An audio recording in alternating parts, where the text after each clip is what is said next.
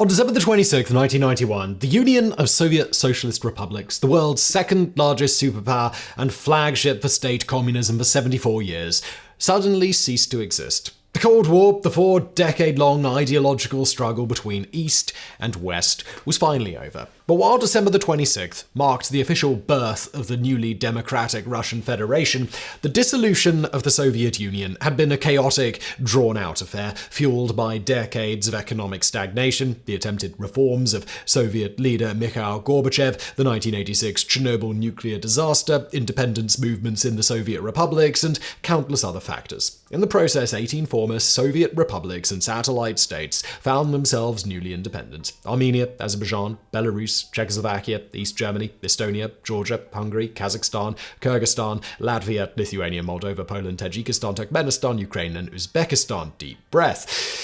For Ukraine, the transition to independence was particularly dramatic, as it left the nation in possession of thousands of formerly Soviet nuclear weapons. Yet within 5 years, Ukraine had rid itself of all of these weapons and signed the International Nuclear Non-Proliferation Treaty. But what led Ukraine to give up such an overwhelming strategic advantage? And what does this decision mean for a nation once again facing invasion and occupation by Russia?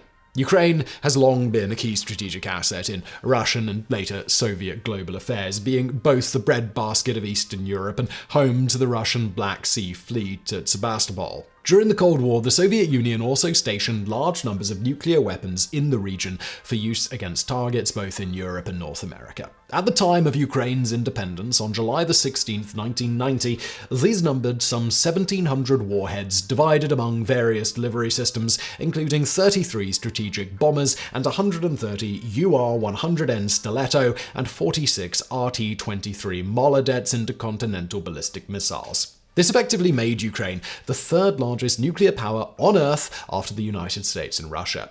Nonetheless, for a while, these weapons still remained under the control of the Soviet military. But when the Soviet Union collapsed in December 1991, the political status of Ukraine's nuclear arsenal suddenly became uncertain.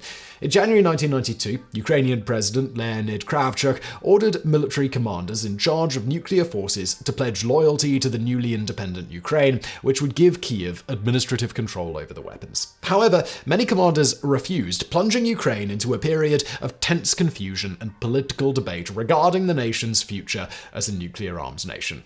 On May 23, 1992, Ukraine, along with former Soviet republics Russia, Belarus, and Kazakhstan, signed the Lisbon Protocol, which, under the terms of the 1991 Strategic Arms Reduction Treaty, or START, restricted signatories from deploying more than 6,000 nuclear warheads and 1,600 bombers or intercontinental ballistic missiles. Internally, however, Ukraine had little intention of complying with the protocol, with many in government pushing for the country to retain nuclear capability as a safeguard against future invasion and occupation. Despite the United States government pledging $175 million towards disarmament efforts, in early 1993, Kyiv claimed national ownership of its former Soviet weapons and began implementing administrative control over the arsenal.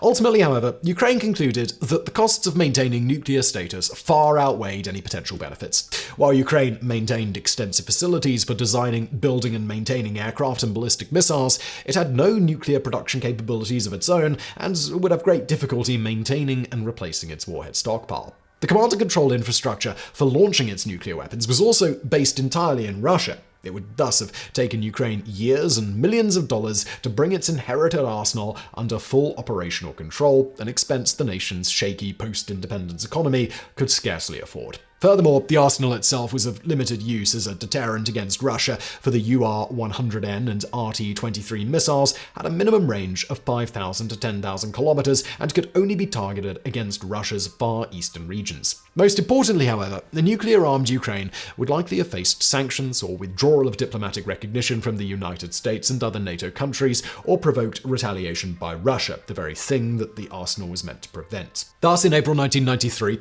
a group of 162 Ukrainian politicians submitted 13 preconditions for ratifying the START Treaty, including assurance of national sovereignty and security from Russia and the United States, as well as international assistance for weapons dismantlement and financial compensation for all weapons-grade uranium and plutonium surrendered. Furthermore, Kyiv stated that it would dismantle only 42% of its warheads and 36% of its missiles, with the rest remaining under Ukrainian control. Russia and the United States balked at these demands, but Ukraine held firm, leading to a temporary breakdown in negotiations. Eventually, however, an American offer of additional financial assistance for dismantlement changed Kiev's mind, and on January 14, 1994, Ukraine signed the trilateral statement agreeing to full nuclear disarmament. This was followed on February 3rd by Ukraine's ratification of the START Treaty, and on December 5th by the signing of the Budapest Memorandum, which read, in part, "The United States of America, the Russian Federation, and the United Kingdom of Great Britain and Northern Ireland welcoming the accession of Ukraine to the Treaty on the Non-Proliferation of Nuclear Weapons as non-nuclear weapon state, taking into account the commitment of Ukraine to eliminate all nuclear weapons from its territory within a specified period of time."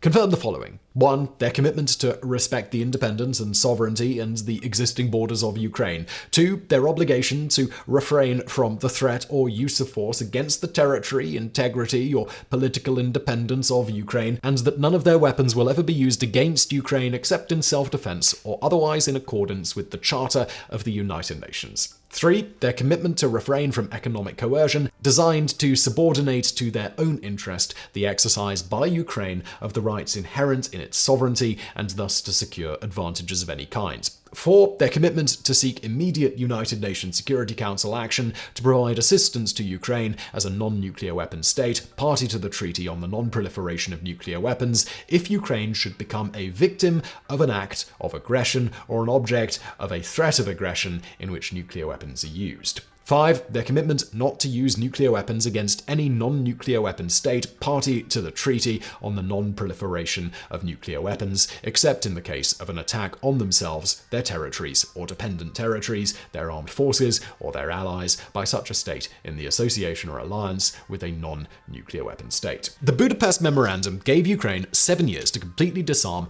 and by 2001, 1 year ahead of schedule, all warheads and missiles had been dismantled and returned to Russia, and all missile silos had been decommissioned. This made Ukraine the first, and thus far only nation, to give up a functioning nuclear arsenal. The only exception to Ukraine's status as a nuclear-free nation were a handful of nuclear-armed ships of the Russian Black Sea Fleet based at Sebastopol under a strategic agreement between the two nations. But while a total disarmament may have seemed the most economically and politically prudent move in 1994, recent acts of Russian aggression have led many to reconsider this fateful decision. Among those who have expressed betrayal at the hands of Russia and the other Budapest Memorandum signatories is former Ukrainian Defense Minister Andriy Zahorodniuk, who stated, "We gave away the capability for nothing. Now every time somebody offers us to sign a strip of paper, the response is, 'Thank you very much, we already had one of those some time ago.'" These sentiments echo those of former missile-based commander Volodymyr Tolubko, who, upon his election to the Ukrainian parliament in 1992, told the assembly that the total disarmament was romantic and premature, and that Ukraine should maintain at least a residual missile force to deter any aggressor.